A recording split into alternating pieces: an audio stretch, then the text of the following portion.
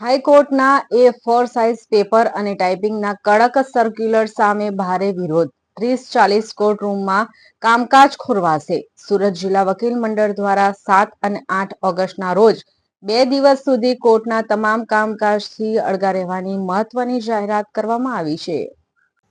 Gujarat high court દ્વારા બહાર પાડવામાં આવેલા પરિપત્ર ક્રમાંક 2002-2006ના વિરોધમાં સુરત જિલ્લા વકીલ મંડળે 2 દિવસીય બહિષ્કારની જાહેરાત કરી છે.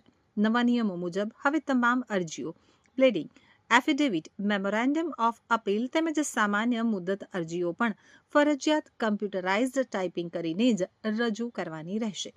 આ ઉપરાંત તમામ કોર્ટ કાર્યવાહી માટે 75 GSMના A4 સાઇઝના પેપરનો ઉપયોગ આગળ પાછળ પ્રિન્ટિંગ અને નિર્ધારિત ફોન્ટમાં ટાઈપિંગ ફરજિયાત બનાવવામાં આવ્યું છે. વકીલ મંડળનું કહેવું છે કે આ નિયમોથી વકીલો તેમજ સામાન્ય પક્ષકારો ઉપર વધારાનો આર્થિક અને વ્યવહારુ બોજ પડશે. ખાસ કરીને સામાન્ય મુદત અરજીઓ પણ હાથથી લખી શકાશે નહીં, જેના કારણે ખર્ચ અને સમય બંનેમાં વધારો થશે. તો સુરતમાં યોજાયેલી બાર કાઉન્સિલ ઓફ ગુજરાતના સભ્યો અને વકીલ મંડળની બેઠકમાં આ મુદ્દે ઉગ્ર વિરોધ નોંધાવવામાં આવ્યો હતો.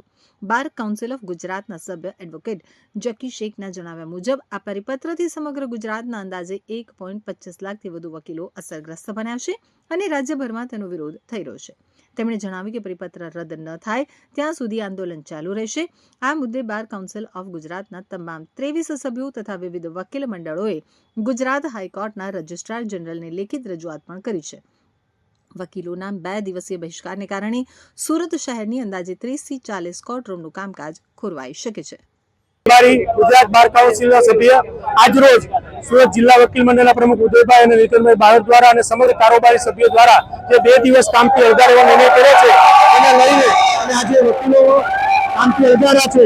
હાઈકોર્ટ દ્વારા જે કાળો પરિપત્ર બહાર પાડવામાં આવ્યો છે એ ટાઈપ કરેલો પરિપત્ર હોવો જોઈએ અને એ પણ A4 સાઇઝમાં અને અમુક ફોન્ટમાં હોવો જોઈએ.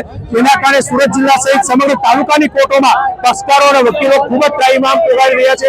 ત્યારે બાર કાઉન્સિલના અમારા સુરતના તમામ સભ્યો અને સમગ્ર ગુજરાતના બાર કાઉન્સિલ સભ્યો દ્વારા હાઈકોર્ટના રજિસ્ટ્રારને લેખિતમાં કાલે રજૂઆત કરી હતી અને સમગ્ર ગુજરાતના વકીલ મંડળ દ્વારા 2 દિવસ આનો વિરોધ કરવામાં આવશે અને આ પરિપત્ર જો રદ કરવામાં નહીં આવે તો વધુ ઉગ્ર આંદોલન અમે કરવામાં આવશું. કારણ કે તમારે કોઈ પણ નાની મોટી અરજી આપી હોય, પક્ષકારો ગેરહાજર હોય, સાક્ષી ફરિયાદી ગેરહાજર હોય તો માત્ર ટાઈપિંગ કરીને જ કાગળ આપવો એ લઈને ખૂબ જ અસંતોષ છે અને જેને લઈને અમે વિરોધ પ્રદર્શન કરી રહ્યા છીએ.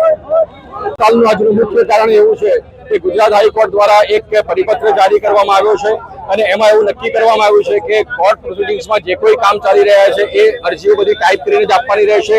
સાથે સાથે જે ગુજરાતીમાં જે અરજીઓ આપીએ છીએ એની માટે નિયત ફોન્ટ્સ નક્કી કર્યા છે. જે વર્ષોથી અત્યારે જે પ્રણાલી ચાલી આવેલી છે ગુજરાતી ફોન્ટ્સની, એના કરતા આ ફોન્ટ્સ અલગ છે. એનું ટાઈપ કરવું ઘણું મુશ્કેલ પડે છે. માટે નામદાર કોર્ટને અમે વારંવાર કીધું છે કે જે ગુજરાતી ફોન્ટ્સમાં તમે જે નિયત ફોન્ટ્સ નક્કી કર્યા છે એ ફોન્ટ્સ રદ કરો અને વર્ષોથી જે ફોન્ટ્સ ચાલી આવ્યા છે કે જેમાંથી વકીલો પક્ષકારો પણ એ ફોન્ટ્સમાં ટાઈપ કરવા માટે ટેવાયેલા છે એની અમારે માગણી કરેલી છે. સાથે સાથે નાના જે કોઈ પ્રોસિડિંગ્સ હોય તમામ પ્રોસિડિંગ્સમાં તમામ અરજીઓ માત્ર ટાઈપ કરીને જ આપવાની રહેશે. એ જે પરિપત્ર જેનો સખત વિરોધ છે. કારણ કે કોર્ટની જે પ્રોસિડિંગ્સ છે એમાં નાની પ્રોસિડિંગ્સમાં અમે હાથેથી અરજી લખીને આપતા હોઈએ છીએ, ત્યારે આવા પ્રોસિડિંગ્સમાં અમે ટાઈપ કરવા માટે બહાર જઈએ, પાછા આવીએ તો એ બધી પ્રોસિડિંગ પ્રેક્ટિકલી પોસિબલ નથી અને એ માગણી કરવા માટે આજે અમે અહીંયા 2 દિવસની હડતાલ રાખેલી છે.